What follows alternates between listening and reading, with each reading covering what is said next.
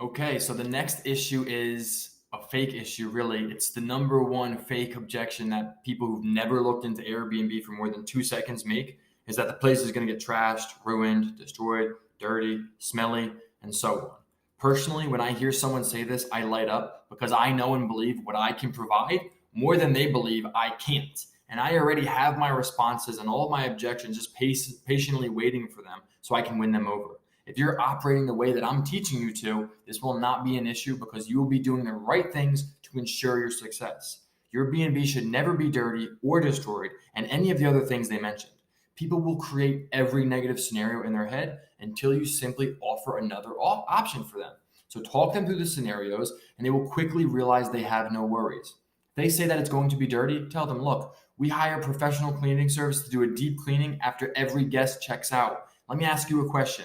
If you were to rent out a place to live for a year, how often would you clean under the radiators, the tops of the ceiling fans, replace the air filters, get behind the knobs of the ovens and make sure everything is spotless, inside the oven, scrub the toilets, the showers, everything? If you're anything like me, you're not going to do those things many times throughout a year. You may do them once, twice throughout a year. Honestly, I might not even do some of those things once throughout my entire 12-month term there.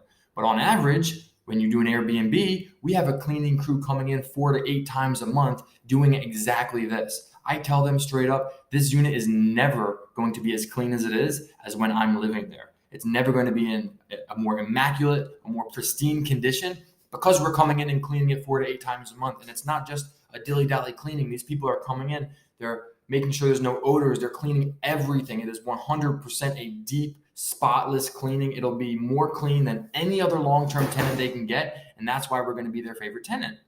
So then the next thing is something going to get broken? That's completely an understandable concern, and it is true that we cannot control what happens on the inside. However, we've thought about this, and we came up with some solutions to make them feel more comfortable. And at first, in addition to the platforms we have on listing with these amazing insurances, so Airbnb, VRBO, Bookings.com, they all provide pretty good insurance. They all have really good insurance. I think it's up to $1 million all the time. I've used it on Airbnb, and every single time I've tried to use the insurance on Airbnb, they've replenished me, gave me exactly what I asked for. But you also got to make sure that you have the things in place to take advantage of that, which we will go over. But coming from the landlord, when they're talking to you about, hey, something's broken, you're just going to be like, well, first, in addition to the platforms that we have, having amazing insurance, we also have our own renter's insurance. So we're doubled up on insurance. We have Airbnb, VRBO, Booking.com, we have their insurance, but then we also go out and we get our own personal renter's insurance to make sure that if anything breaks, we're going to be good to go. In addition, we have doorbell cameras and security measures to make sure the guests are always following the rules. We can monitor the noise levels inside to make sure that we get alerts if it's too loud and to make sure too many people aren't in there. That's why we have the doorbell cameras. If too many people are coming, we see this. We can say something. We monitor this. We say, hey, you brought too many people. You said 8 were coming. There's 10 here. We don't allow parties. That's either an additional fee or you can kick them out and keep the money. It's your call. But the point is we're doing these things so we can provide security to the landlord and make them feel good about letting us in there with all these things that can happen. So we monitor noise levels inside. We have the outdoor security cameras. If anything gets broken, we will obviously recoup any fees, and that will be stated in our lease agreement. So in the lease agreement, it's going to say something, hey, if anything gets broken due to the negligence of the landlord, we're responsible for it. We're not going to charge the landlord if a guest comes and they throw a party and they break a door. That's not the landlord's responsibility.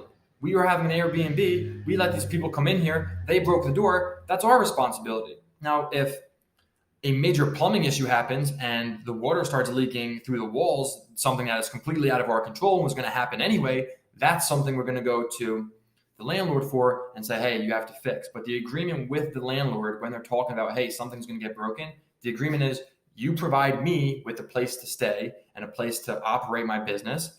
I make sure it is in the exact same condition that you gave it to me when I give it back to you, or better condition, because oftentimes you're going to make a lot of money on these properties.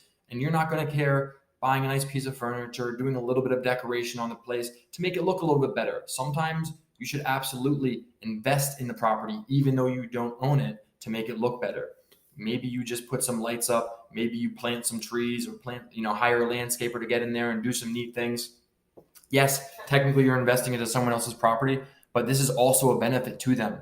Now imagine telling a landlord, hey, not only we're going to make sure you're protected if anything gets broken, but also we're going to improve the property. We have plans to add an outdoor gazebo or, some outdoor furniture, some landscaping. Like I said, whatever it is, hammocks, we're going to do this, and this, whatever it is, we're going to increase the value of your property. And whenever I'm done with it, you're going to have a proven business model here that you can then sell at a premium because it's, hey, this business works here. It's already here. And you can sell it with me there.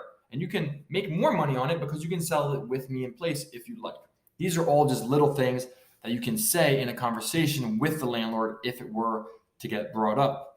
But that's why we're really not concerned with if something's going to get broken, because we really cover all tracks there. We have the security, we have the verbiage in the lease agreements, we have all the insurances. The moral of the story is they're getting that unit back in the exact same condition they gave it to you, unless something completely out of our control happens. A storm comes, a tree falls on the house. That's not our fault. So we're not going to worry about it.